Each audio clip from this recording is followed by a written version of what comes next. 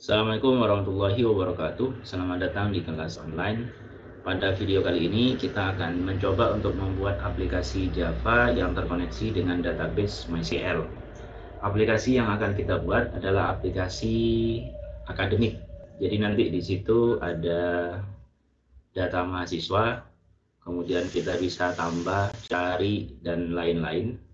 Oke, pertama kita buat dulu databasenya. Silakan buka examnya, aktifkan Apache dan MySQL-nya.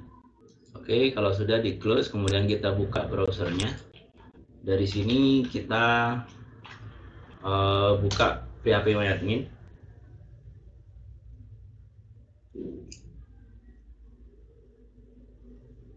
Oke, di sini sudah saya siapkan database-nya, namanya DB Academic. Silakan teman-teman buat. Kemudian di dalam DB Academic itu ada dua tabel, ada tabel mahasiswa dan tabel jurusan.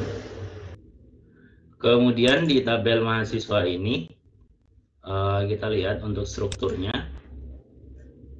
Jadi strukturnya ada NIM, nama, jenis kelamin, dan kode underscore jurusannya. NIM, nama, JK, ini untuk jenis kelamin, kemudian kode underscore jurusan. Kemudian untuk tipe datanya masing-masing varchar 10, varchar 50, char 1, varchar 5. Kemudian yang menjadi primary key adalah kolom atau field name.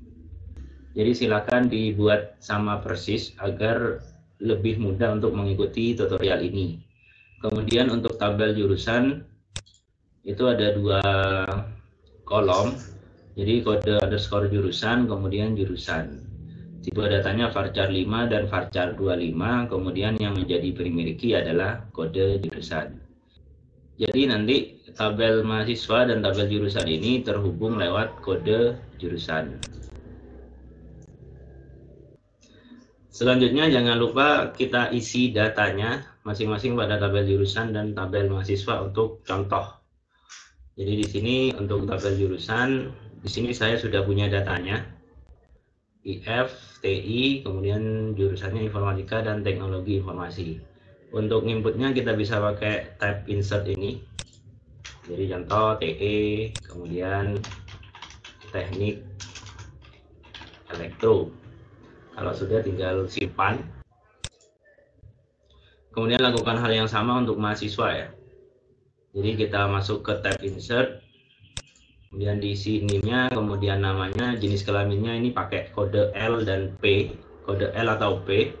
Kemudian kode jurusan, gunakan kode jurusan yang memang ada pada tabel jurusan, contohnya IF, TE, TI. Jadi jangan pakai kode yang tidak ada di sini. Jadi nanti datanya tidak muncul.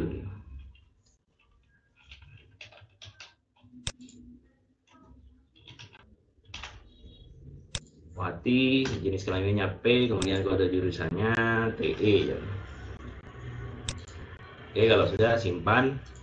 Jadi ini datanya terserah ya, minimal 3 lah untuk contoh data nanti. Selanjutnya silahkan buka NetBeans-nya, kita akan buat project. Oke, kita pilih yang ini, Java Application, Java with N, kemudian Java Application. Kemudian bagian create main class ini diancentang, kemudian ini pastikan dicentang. Kemudian untuk namanya academic apps, kemudian klik finish. Selanjutnya untuk mengoneksikan Java dengan MySQL, kita perlu sebuah library namanya MySQL Connector for Java. Jadi pertama kita download dulu MySQL Connector Java gitu saja. Kemudian di bagian ini kita klik yang paling atas ini. Kemudian di sini kita pilih yang platform independen. Kemudian ini pilih salah satu saja. Contohnya kita pilih yang ini. Kemudian kita pilih yang ini. Oke, sebenarnya saya sudah download, jadi saya cancel saja. Oke, jadi itu ada di sini, kemudian tinggal diekstrak. Nanti hasilnya seperti ini. Kemudian kita masuk, kita cari file jar-nya. Jadi ini yang kita butuhkan. Oke, sekarang kita kembali ke NetBeans-nya lagi. Kita masuk ke libraries. Di bagian ini kita klik kanan, kemudian add jar. Kemudian kita cari filenya yang tadi. Jadi di folder MySQL Connector itu kita cari file jar-nya. Kemudian reference S-nya kita pilih yang copy to libraries folder. Kemudian klik open. Oke, sudah. Sekarang saatnya kita masuk ke pengembangan aplikasi. Pertama kita buat sebuah form dulu. Jadi di sini kita buat gframe form. Kemudian kita beri nama mahasiswa. Kemudian klik finish. Oke, sekarang kita perbesar. Kemudian kita tambahkan sebuah tabel.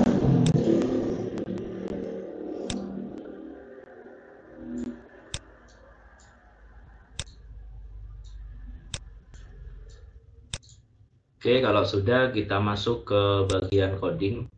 Pertama untuk semua project yang menggunakan database kita harus import dulu coding dari java.sql.bintang.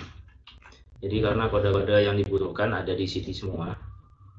Kemudian selanjutnya kita buat default tabel modelnya. Pertama kita buat objek untuk kolom.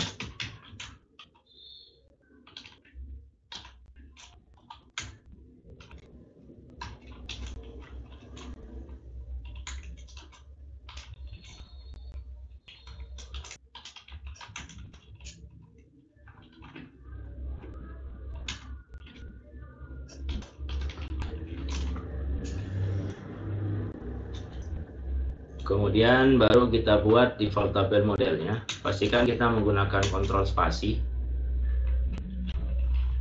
Jadi biar importnya otomatis ditambahkan di sini. Kemudian objeknya kita beri nama tabel model. Jadi parameter utama ini untuk kolom kita isi objek kolom ini. Kemudian untuk barisnya kita isi 0 biar kosong. Oke, kemudian di bagian sini kita set modelnya dulu ke JTabel. Oke, jadi seperti ini. Sekarang kita coba jalankan. Oke, kita buat ke tengah formnya. Di sini set location relative to null.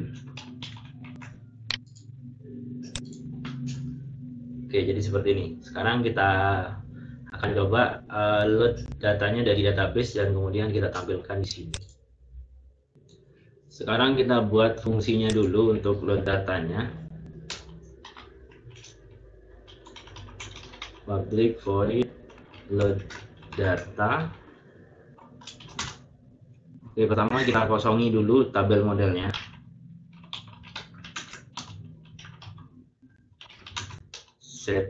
Set row count-nya jadi 0. Selanjutnya kita panggil kelas drivernya dulu. Jadi class dot for name. Kemudian kita isi com.mysql.jj.jdbc kemudian .driver. Ini ada error. Kenapa? Karena beberapa coding untuk database itu memang rentan terjadi error.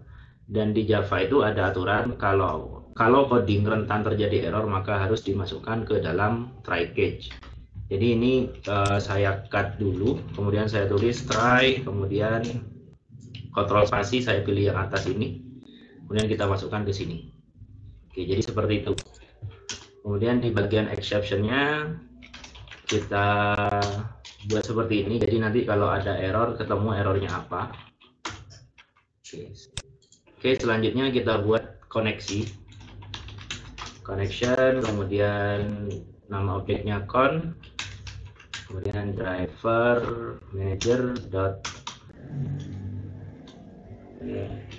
Kemudian di sini kita tulis jdbc mysql. Kemudian ini tulis alamatnya karena kita pakai lokal jadi tulis localhost. Kemudian di sini nama database-nya. Kebetulan kita buatnya DB akademik. Di sini kita isi username dari MySQL-nya.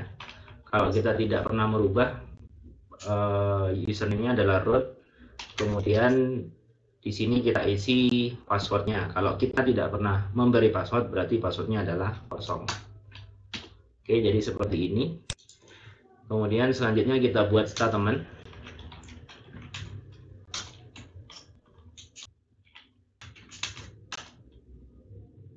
Selanjutnya kita akan coba dapatkan datanya. Kita menggunakan fungsi execute query smt.execute query. Bisa diperhatikan nilai kembaliannya adalah berupa result set. Jadi nanti kita simpan di result set. Oke, jadi di sini result set, objeknya kita beri nama rs, kemudian di bagian ini kita tulis query-nya, select all from mahasiswa. Oke, sudah. Selanjutnya kalau kita ingin mendapatkan data yang tersimpan di result set, kita buat variabel penampungnya dulu.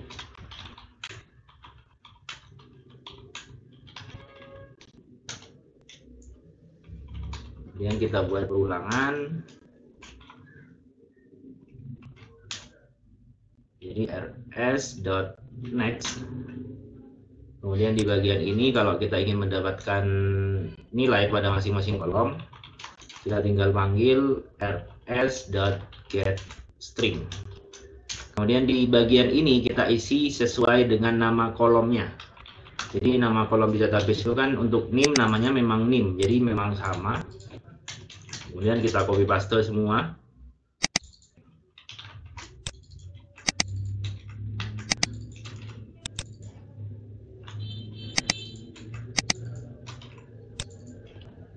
Kemudian untuk jurusan,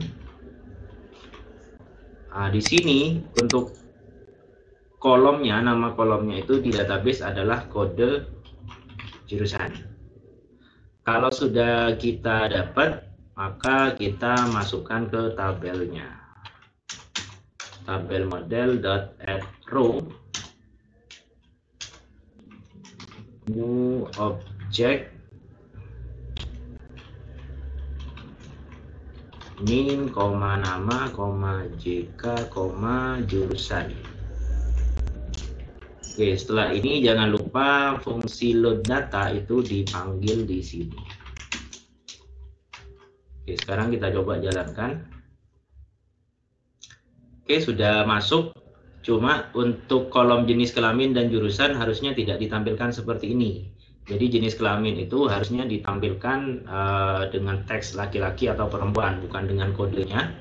Kemudian jurusan juga bukan dengan kodenya, tapi ditampilkan nama jurusannya. Oke, jadi kalau kita mau dapat nama jurusan, berarti kita harus join antara di query-nya ini. Di query-nya ini kita harus join antar tabel mahasiswa dengan tabel jurusan. Oke, caranya select all from mahasiswa, kemudian kita kasih alias jadi M, kemudian join dengan tabel jurusan, kita juga kasih alias J, kemudian penghubungnya adalah kode jurusan pada tabel mahasiswa harus sama dengan kode jurusan pada tabel jurusan. Oke, sudah. Kemudian di bagian jenis kelamin kita kasih percabangan. If jk.equals L, jadi jika sama dengan L, maka jenis kelaminnya itu saya ganti dengan teks laki-laki.